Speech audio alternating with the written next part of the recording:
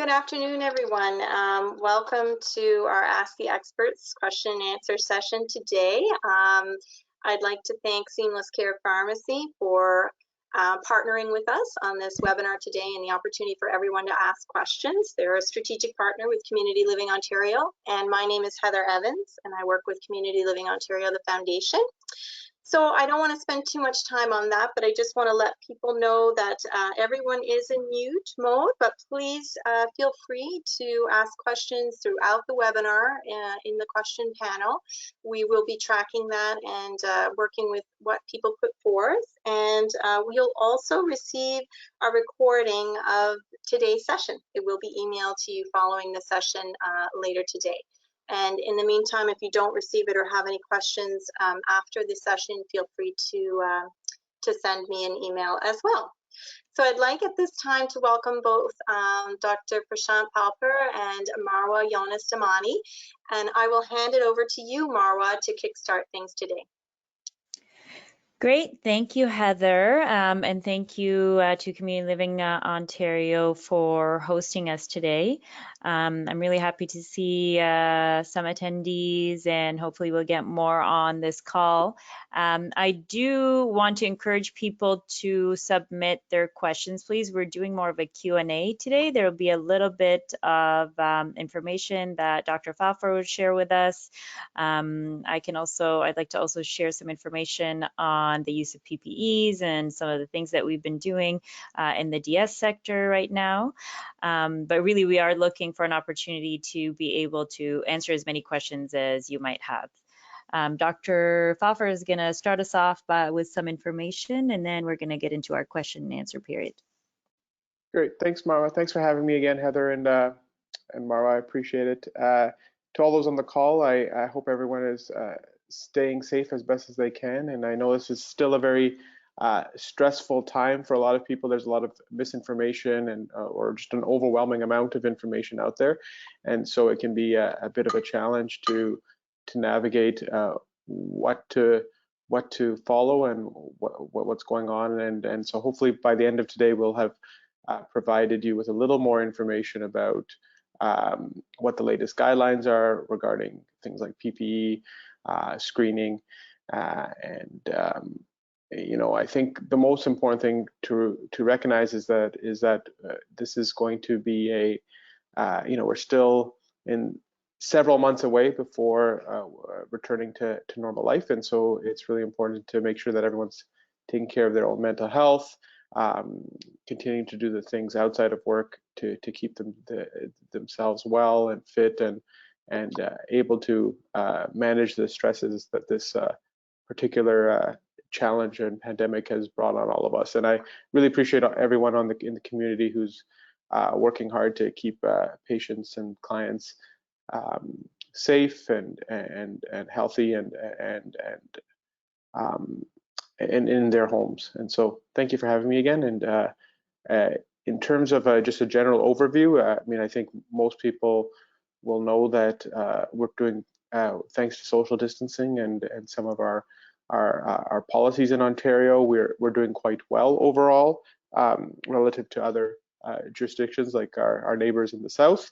Our critical care capacity is still there. You know, I think as of last night we had about 200 or so COVID patients in our ICUs across the province, and we have a capacity of over 2,000 beds. And so we're doing well right now. And I think if we continue to socially distance, take appropriate precautions, we're going to get through this. And so overall, hopefully the message today is one that's positive and that we can answer some of your questions specifically about how to continue to provide the care that you're providing safely. Thank you. Heather, are you going to start us off by reading some of the questions that have already come in prior to today? Yeah, let me have a look here.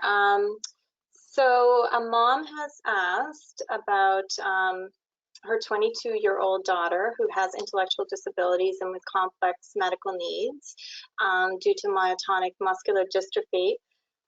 She's looking for a Canadian form with simple information that could accompany her should there be a need to send her by EMS to hospital. She understands that she'd most likely have to go to emergency without a guardian or parent. So number one, is there a form? But she said that the MD form from MDA Canada is great, but way too detailed for emergency staff to read quickly. So do you have any feedback on that or thoughts on that, Dr. Yeah, Phalper? so before this call, I was trying to Google if there's a clear, like a nice form for basically a patient's care plan, is what I'm understanding here. I think there isn't a really nice template to follow. If you go to advancedcareplanning.ca, it's a great website with a bunch of toolkits regarding advanced care planning in general, how to have the conversation with family members, how to document a patient's wishes. But that's more just for sort of end-of-life care and critical care planning. But in terms of a form, I would just keep it simple. I would make sure that as the parent or guardian, your cell phone number, how you're most easily accessible by phone is clear, and then a real simple list of patient's medications, allergies, and then any particular care needs that you think are relevant. And if there's a particular hospital or a clinic or a physician who would have the bulk of the medical history, some sort of contact information for them. But I would keep it as simple as that. So allergies, medication list, clear phone number that a parent or guardian can be contacted at, and any very specific care needs that are relevant to your family member that you absolutely want the staff to know. And yeah, unfortunately, right now there are quite a bit of restrictions. There's quite, it would be on visitors in hospitals, and so it does make these things challenging. But being able to communicate with the family members via phone makes a big difference. Okay. I'd like to add to that, actually. We are doing some advocating with some agencies for the people that we support in allowing either one family member or one staff member to accompany them. So some hospitals are allowing that and do acknowledge that the people that we support need some extra staffing possibly, and they need somebody there to advocate for their care. So there are some agencies, I know with Community Living Toronto, we've developed like kind of a letter that you're able to take with you that highlights the needs of your child, that highlights the reason why you would need to be there. There's also a package that we have so it is a little bit more intense, so it's not as simple as Dr. Phalper was mentioning, but it's surrounding how to support individuals with behavioral needs. But finally, I would ask you, maybe find out the hospital that's in your catchment area that you might be going to, give them a call, check out their visitor policy, and see if they do make exceptions for certain individuals, because some hospitals are making exceptions, and you can also advocate for your daughter to be an exemption from their visitor policy rules. Yeah, Okay. and that's a good point, Marwah, actually. So I didn't want to make a sort of a specific statement, but for instance, at our hospital, I just had a patient yesterday who was severely autistic and quite violent, and so both his normal caregivers or his regular caregivers in his group home were allowed into the department, and so it's a case-by-case basis. Mm-hmm. And of course, children for sure, and we allow guardians to come in with them, and then adults that require specific care or have significant care needs, we also make exceptions. So follow-up question for you, Prashant. How did you guys allow, did they come in with a letter, or what allowed them, what are the steps they took, just so that we can give others the same kind of direction? Well, they talked to the triage nurse. The patient came by ambulance. No, sorry, the patient came with the caregivers, and they spoke with the triage nurse. The patient was well known to us. Is unfortunately a young adult who has severe autism and frequently falls, and so they talked to the triage nurse. The triage nurse talked to the charge nurse. a plan was made. So it escalated to our, our access and flow team. Permission was given, and the 2 caregivers came in. That's great. Thank you. Great. So the second part to that mother's question was, and this has sort of been, I think, in the media a little bit, but is there any more information on triage protocol for treating patients? So, and what is the Ontario Health triage protocol? Is that something you may know, Dr. Phalper? Yeah, so it hasn't been instituted yet. Again, right now, as of right now, our hospital capacity, as I mentioned earlier, in the province is fine, and so that's not something that's been that we've required to implement. There's a lot of obviously thought and controversy and a lot of effort going into how to create those policies, and that's well above my head. As of right now, I can tell you we're nowhere near that stage where we're making decisions about offering critical care beyond what we would normally do in a non-pandemic time. We do have if you look at our particular hospital policy, if you go to covidcriticalcare.ca, is there a place where I can write down the website on this? I'm just gonna see if I can. I do have someone who may be able to post it. We'll make a note. What Yeah. was it? So it's COVID, covidcriticalcare.ca. And a lot of hospitals are sort of following this. Our ICU doctors started this website just for clinicians to follow the latest guidelines for medical management in hospitals of COVID patients. And so there are some criteria for whom we're not offering critical care as of right now. It's a discussion that we have with the ICU physicians, the patients, the family. But there, in terms of the triage process that the person who's asking the question is referring to, that hasn't been instituted in the province. Okay. Because our critical care capacity is not an issue right now. So that's, we're not at that point. Yeah. That's in the event that we're approaching full capacity and have to now make some very difficult decisions about how to ration care, and the reason for that is not so much the technology. Like, it's easy to stockpile the ventilators, which are the machines that patients are put on when they receive advanced life support. But that's not the limiting factor. Is having the nursing, the respiratory therapists available to safely care for these patients is the limiting factor in our province. Okay, thank you. The next question I have, maybe Marwah, you may be able to start. If Sherry is asking if the prevailing guidance or recommendations or directives, what are they, or if you're able to speak to them, around admission, returns to developmental services programs, specifically group living. Is there anything on that at this point? This is to return. So is that the full question? Is there more to that question? Well, sorry, they believe that information has been distributed around the requirement to have the person served isolated separately for 14 days prior to moving into the location, but they're looking for those directives. They can't seem to locate them. And additionally, whether this would extend to situations where someone who was supported in a group living situation chose to go home, live with their family, and wishes to return to their group living situation at some point along the way. Mm-hmm.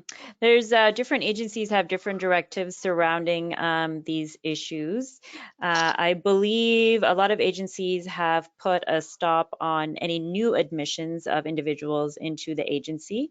But every agency, I don't want to say anything that's like an umbrella comment. Every agency has a different directive right now, as well as for somebody who has gone home to be with family. I do know that some agencies, maybe all, have said that if somebody is going home to be with family, then they would have to stay there until the lockdown is basically cleared. So you would have to double check with the agency that supports the individual that you're talking about, and just find out what specific directives they have around these issues.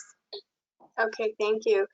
I see another question. Can I visit my adult children? So this person is saying that he has ADHD, OCD, a learning disorder, and doesn't understand why she can't visit, but also their 10-year-old brother and sister. They want to know why. Can they go visit him right now? I don't have a ton of information in terms of the environment that that person is in, but maybe you could make a recommendation. Prashant, if you want to take that. Yeah, sure. So it sounds like there is a parent with a child with ADHD who would like, the kid is asking, and I guess the parent is asking if they can go visit their adult children who live in another household, Yes. right? And so the whole concept of social distancing is recognizing the fact that people who live in the same house, I mean, there's a limit to what you can do if you're within a household. So, you know, if you live in the same apartment, condo, house, you know, there's only so much you can do with social distancing, right? You're going to be sharing washrooms, et cetera, et cetera. So that's hard. But the whole point of social distancing, whether it's your friend, family, coworker, is that we want to limit the spread of coronavirus, knowing that patients will often be infectious when they're asymptomatic, and especially children. So children often have mild symptoms, and so it's really hard to know, if they have contracted the disease, especially in the first few days after they have. And so the risk here is that by going to visit your or having this child visit his brothers and sisters, if they've been in contact with someone through work or through their own household, you're now just increasing the number of opportunities for the virus to spread. Now, does that mean that you can't go and visit your loved one and, you know, wave from outside the door, stay 6 feet apart, talk, you know, meet in a public location? The weather's not getting a little better, you know, go, meet in the front yard of the house, or and say hi from 6 feet away? Absolutely. I mean, listen, this is a long process, and it obviously staying connected with your loved ones is healthy and important, and so so long as there's minimal, you're maintaining that distance, I think doing a sort of a drive-by visit is not unreasonable. But yeah, hugging, I think the question involved, like, can they come in, and why can't they be close together? I think that is, again, it doesn't matter what the relationship is. The fewer type of interactions we have with each other that are in close contact, the better chance we have of maintaining this sort of flattening of the curve, as everyone talks about. Yeah. Does that answer the question a little bit? Yeah, I think so. Thank you. I was looking here as well. Someone's asking, if I did get COVID, when am I no longer contagious? That's a good question. Yeah, so that is tricky. I think the easiest way to, the general rule is 2 weeks, or at least 48 to 72 hours after your symptoms are completely resolved. The problem is no one really knows. And so in terms of healthcare workers returning back to work, we err on the side of caution. And so self-isolate, once you've been diagnosed with COVID, there's a requirement to be isolated for, not to return to work for 14 days. Yeah, and a lot of agencies and workplaces also have put out some directives on how they consider a case cleared. So this is what we call case clearance.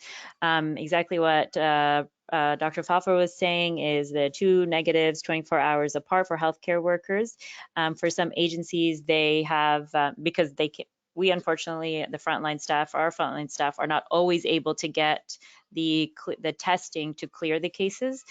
So I believe each agency has some sort of definition for clearing case. So whether it be 14 days since the symptoms stopped or 14 days since the positive test, you do want to, if you're a frontline staff with an agency, you do want to double check those directives with your agency first.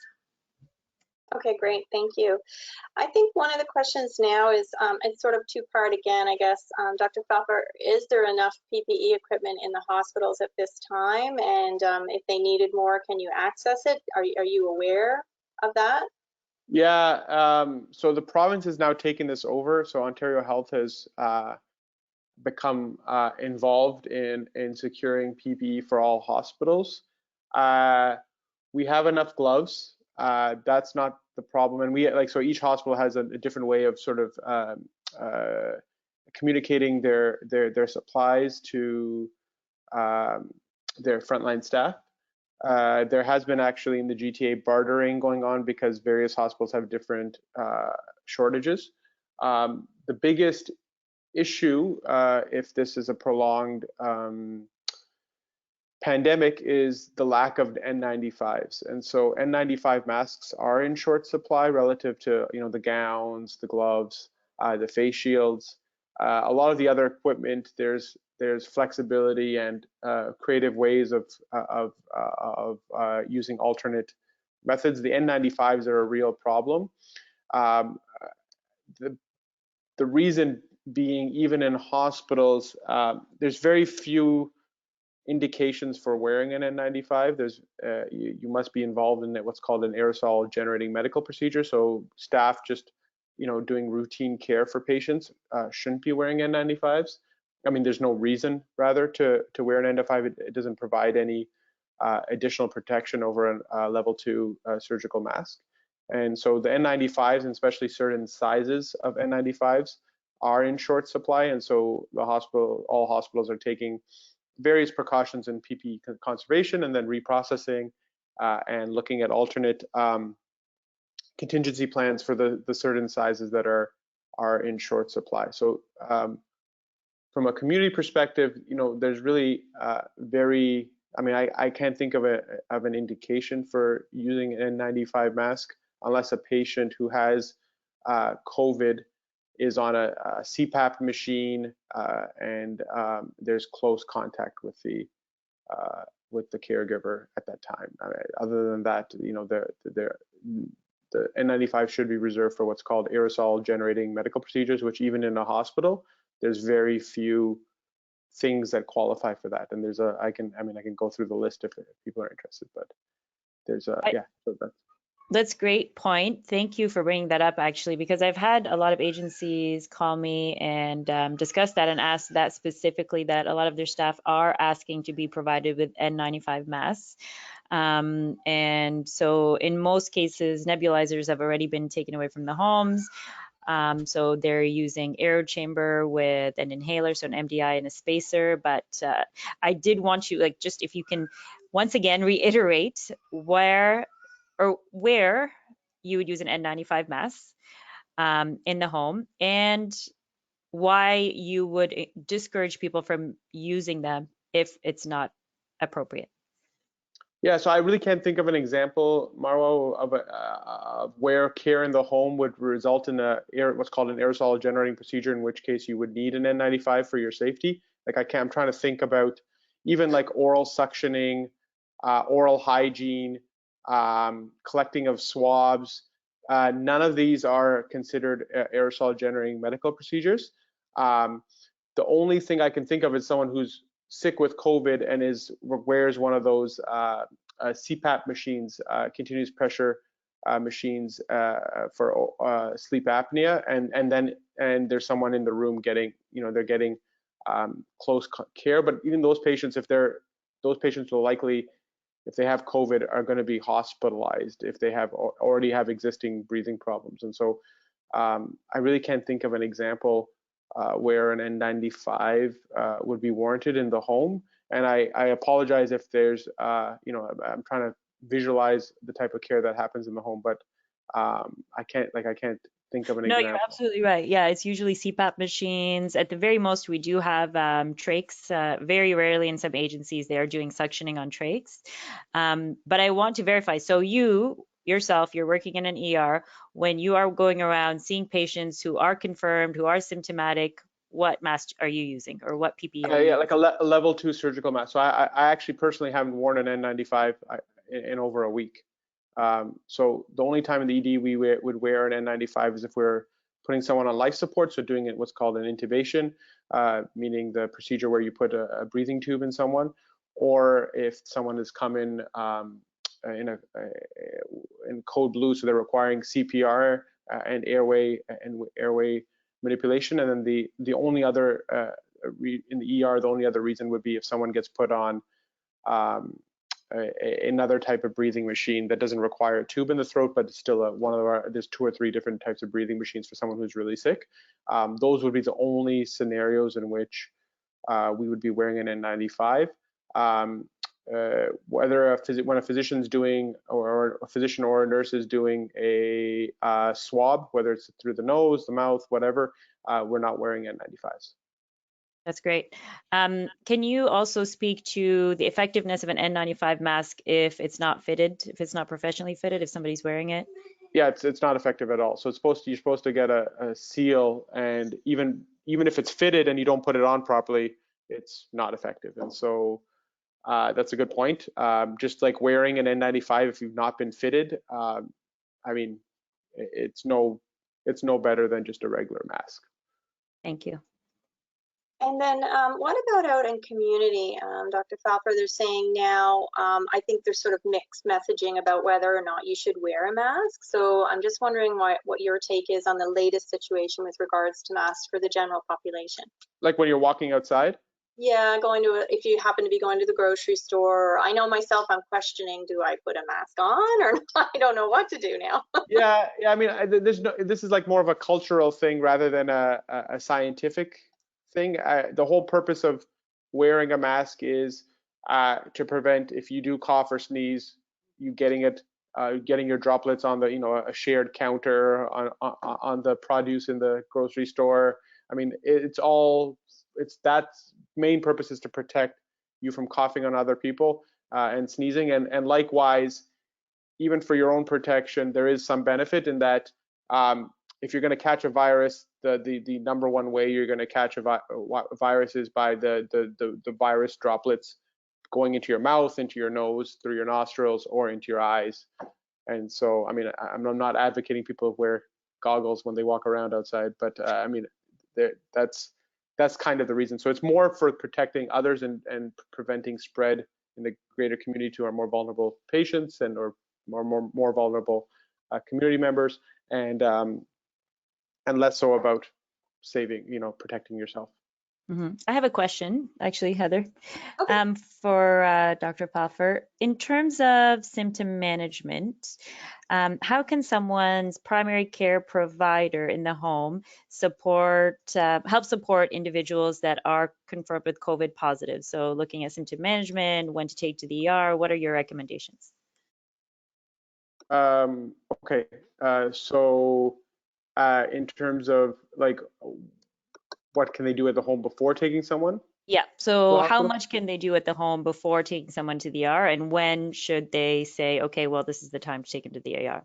Yeah, that's a good question. I mean, it's not very different from treating any other viral illness or flu. So, Tylenol for fever. Again, fever is good for fighting off infection, but prolonged high fevers does make people delirious, makes them less likely to want to eat and drink. It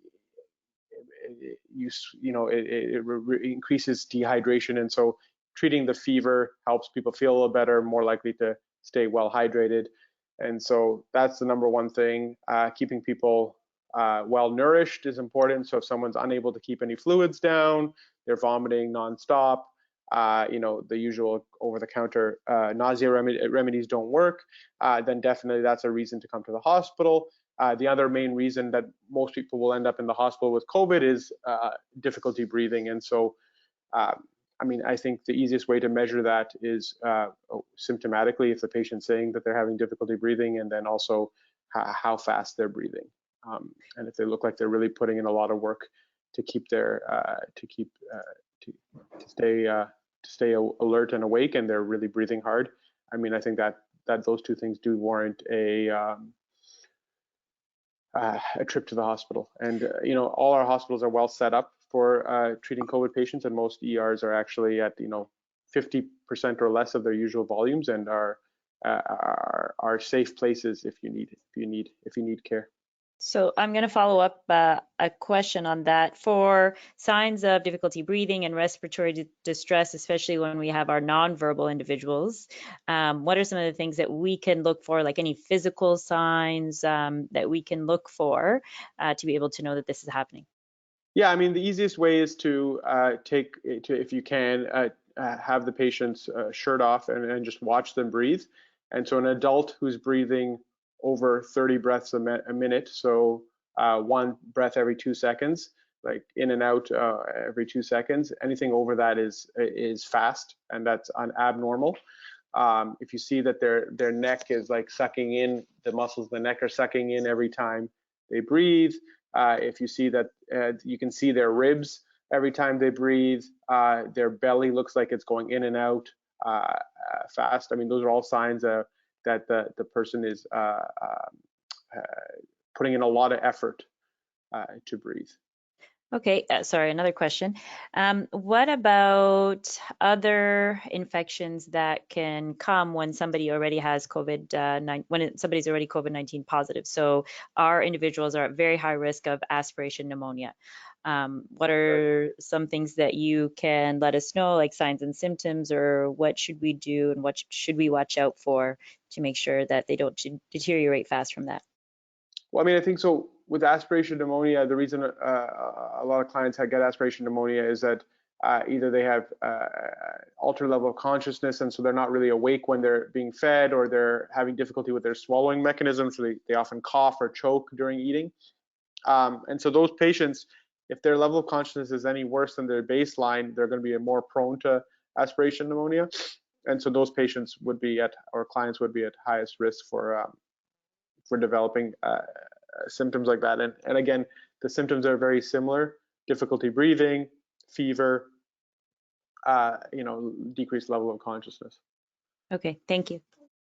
Great. I see a couple more questions here. Have there been any updates regarding immunity and recovered COVID-19 patients? Yeah, I think the short answer is no one knows. So there's controversy of whether people who have had antibodies have been reinfected. The antibody tests often suck, so they're like, no one really knows. Like any other virus, if you've had it before, chances are if you get it again, your response will be less severe. And so the logic is that this would be no different.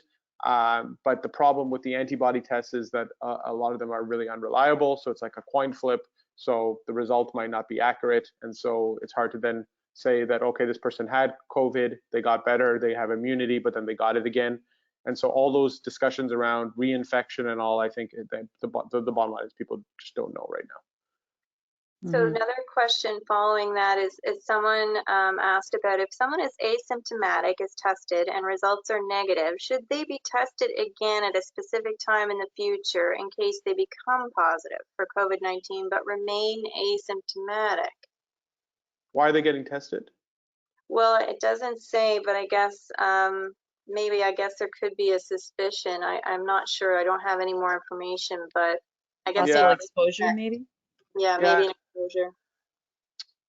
I mean, if someone's been exposed, so the new screening criteria, I'm just going to pull them up here. The screening criteria for healthcare workers is, I mean, we're a little more liberal, but just having been exposed to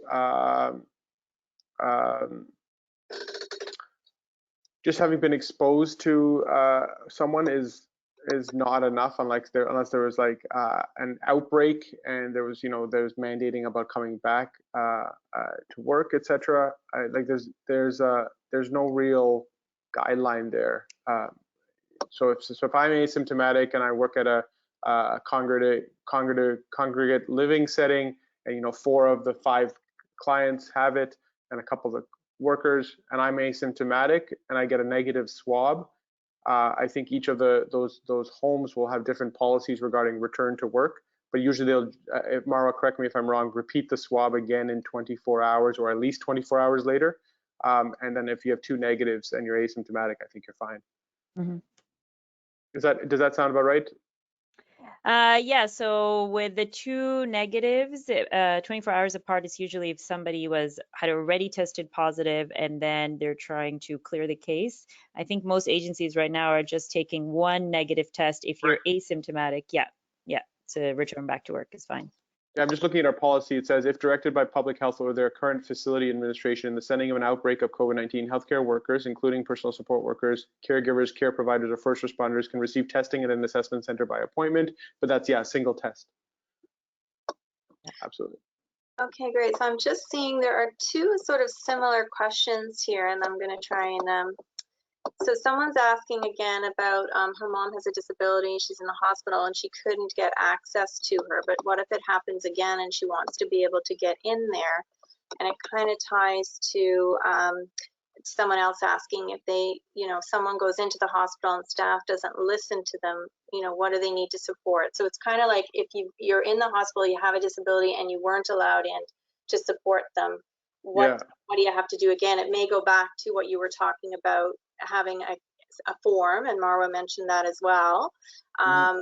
But what would you recommend then, I guess, if you're in that situation where the staff won't listen to them and they need someone to support them? I would recommend reaching out. Each hospital has like a patient experience office. That would be a point of contact. The province has patient ombudsman, but I wouldn't escalate that. I would start by trying to work with the hospital. So, if you've dropped off your patient, all hospitals are well prepared for influx of calls from the family members about the status of their patient, right? And so, absolutely, like, if you can't get a hold of the ER staff or the ward staff and there's concerns, then your patient experience office. And I know in our hospital, our policies regarding visitors are definitely evolving, and but there's significant concern. I mean, it was in the news, I think, yesterday. Sick Kids had an outbreak on one of their floors because a couple parents and a brother of a patient all had COVID, and they had come and visited, and I think that's caused significant issues now on that floor. Right. Yeah. I think luckily no other patients caught it, but I think there was maybe potentially a few staff that were exposed. I see a couple of questions about the medical mask. So if staff take off a medical mask, are they able to reuse this mask for use? And if so, how would you recommend storing that mask? Yeah, That's can I add to that? Yeah, so in the agencies, Dr. Phalper, it's similar to what I think hospitals are doing, where people are given 1 to 2 masks a day, and we're supposed to be conserving. So yeah, it would be great to hear what you guys are doing in the hospital in that sense. Yeah, so we get a mask when we enter the hospital, and then sorry, 1 sec.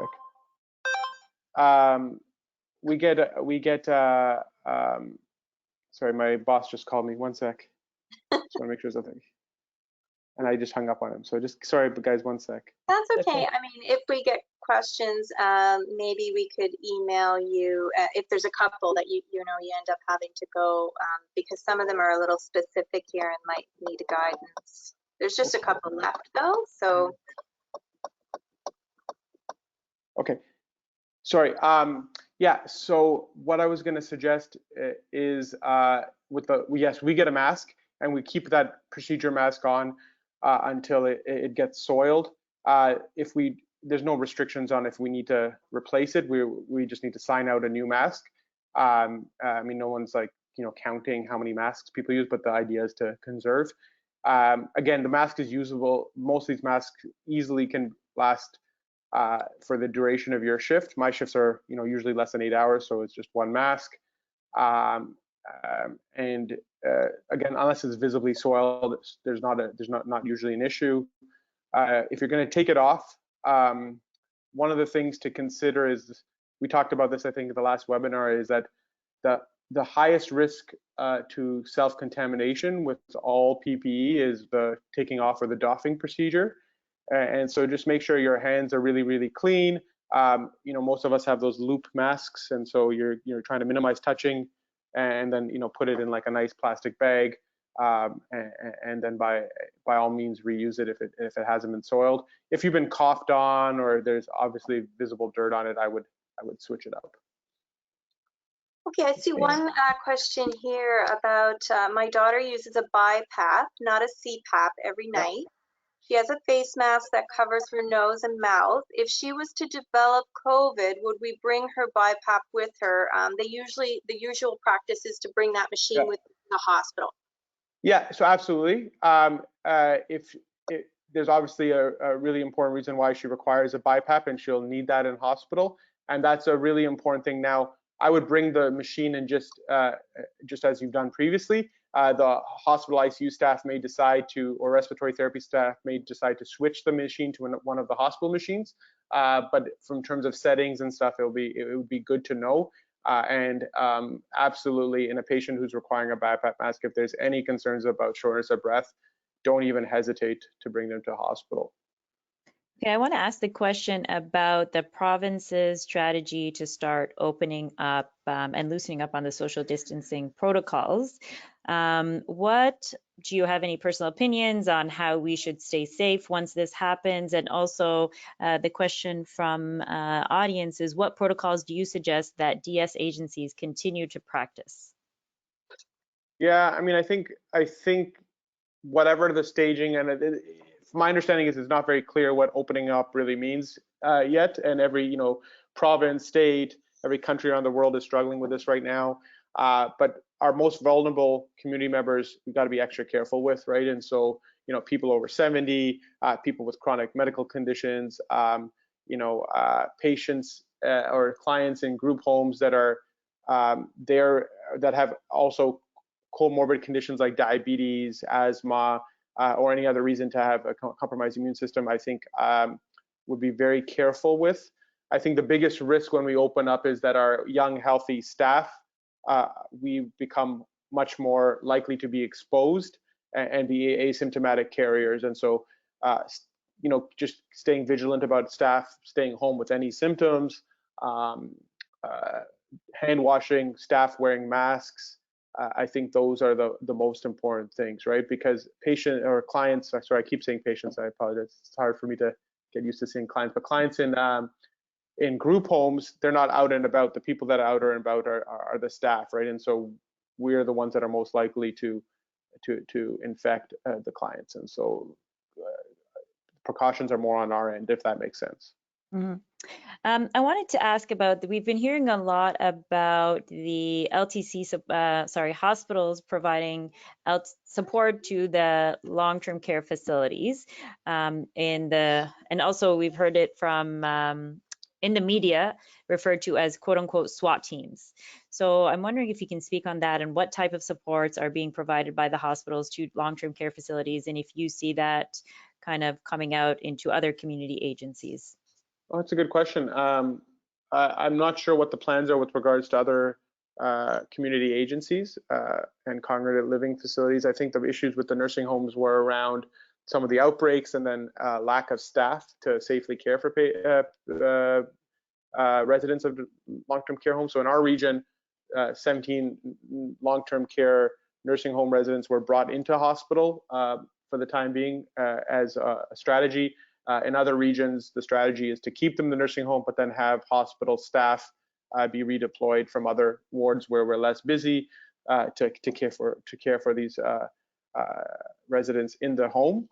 I think it's a really good question about group homes. I don't think I have an answer, Marwah. Have you? I mean, you've reached out to some hospitals regarding this. What's the uptake been?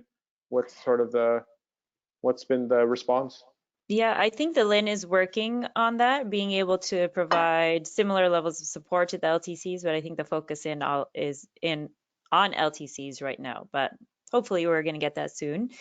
I did have another question. I get this question a lot. When somebody's admitted into hospital, what is the risk of exposure, and should they be self-isolated once they come back into the home after being discharged?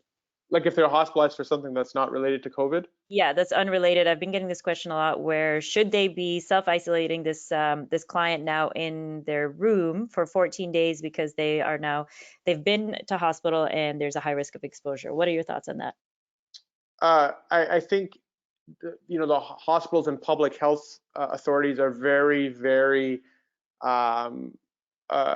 cautious about outbreaks in hospitals, and cohorting is not an issue right now because of our hospital capacities. And so patients who are, if I've gone in because I broke my hip, or I have a gallbladder surgery, or a complication of cancer, or heart attack, whatever, my chance of being next to someone who has COVID and then being cared for by nurses and staff who are also caring for COVID patients is incredibly low. So, there's specific COVID wards in most hospitals, and so you don't have you don't have one nurse looking after COVID and non-COVID patients. That they're very careful about that on the wards.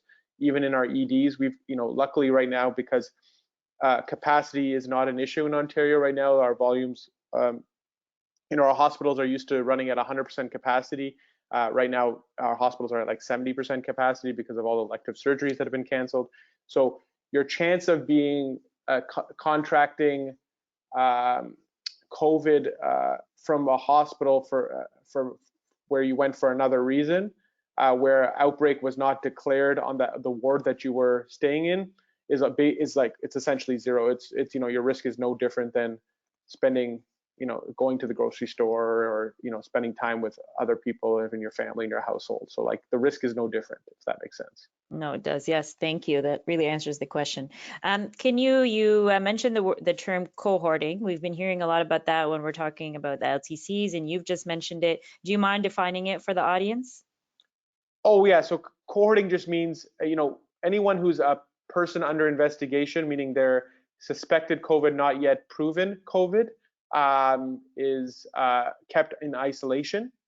The problem with that is that there's only limited number of isolation rooms in any given facility. And so once a patient is confirmed COVID, then, and this is a practice that happens with other communicable diseases or other infections, is that they can then be put in a room with another COVID patient because they both have the same condition. And so there's no, and the nurse looking after them or the staff looking after them will all be taking the appropriate precautions. So there's no increased risk of transferring the virus to each other. Okay, Marwah, I just am watching the clock here. I have one other question that maybe you can shed some light on for us with regards to, I'm noticing, I've heard from a couple of people, I experienced it myself when I went to pick up a prescription, that pharmacies are giving out only like a 30-day supply. And I was just wondering how that was connected to what's happening with, I guess, research on COVID, or what your thoughts are on that. That's a good question. Thank you. So there has been an announcement. I think that happened just a few weeks ago or a couple of weeks ago. I don't know. Time kind of blends together right now. But in order to prevent any drug shortage problems, I mean, in Canada, we've had some issues with drug shortage for the past few years already, especially with the generic medications. And when the pandemic and when the fear first started, a lot of practitioners and a lot of people were coming out and getting multiple different refills. So maybe for 6 months, because they were advised to, stock up on medications. And that also put a bit of a strain on the drug supply, and on basically the inventory chain. So what happened was Ontario College of Pharmacists came out with the directive to say that they are highly recommending that we are only dispensing 30 days at a time, in order to mitigate those risks of having drug shortages. And we did, consistently at Seamless Care, we're always dealing with different drug shortages. We're always trying to advocate and beef up our inventory, basically, in order to make sure that none of our individuals are affected. But this was a pretty high risk that the college decided to put out that directive for us. One of the things that people are worried about is that if they are paying a copay, if they're a $4.11 or $2, that they would be required to pay that that first month as well as the other 2 months after that. But right now, the college is working with the government to ensure that those fees are waived. And most pharmacies, I know for our pharmacy, we are waiving that already. So we are saying not to worry, that even though we're only dispensing 30 days at a time, and even if the government decides not to waive the fees, the copays after that, we'll still waive it for our clients. Oh, that's super helpful. Thank you for sharing that, and thank you for doing that. Yeah. I'm looking through, and I think we're at the end of our time today. I'll leave it with both of you. First of all, I'll say thank you to Dr. Phalper and to yourself for taking the time today to share your expertise, and we greatly appreciate it, and I'm sure the people on the line do as well. But Marwah, I'll leave it with you if there's some closing remarks you'd like to make, but thank you again to everyone. Thank you. Dr. Phalper, did you want to say anything before we end? No, I mean, thank you everyone for having me, and please everyone stay safe. And if there's any follow-up questions, Heather, Marwah, just email me. Happy to try to answer them or find out an answer for you if I don't know the answer. Great, thank you. And I also want to thank everybody out there, all the listeners. I want to congratulate everyone really for getting through these few weeks. I think we're 6 weeks into the lockdown, so everybody should be patting themselves on the back for a job well done. I know you must be going stir crazy, as I am as well. But I want to also congratulate the whole DS sector. We've done quite we've done a lot with the very little direction that we have received from different people that are giving direction. So we have been forgotten a little bit, but we've done a lot. And I really am so proud of all the staff. I'm proud of the agencies. They have been very proactive in prevention, infection prevention. And I do want to remind people that if you do end up getting a COVID-19 positive case in the home, it does not mean that you failed, because I'm getting the sense that a lot of staff they feel really kind of disheartened and defeated when a case comes into the home, and it's like they failed for preventing it from coming into the home. And honestly, it's not. We've done a lot of strategies the best we can. We've implemented wearing masks. We're doing everything we can with infection control. Doesn't mean that you failed. It just means that, we just have to work harder to make sure that it doesn't spread to other homes. So I just want people to remember that, and just, pat yourself on the back for a job well done at the end of the day anyway.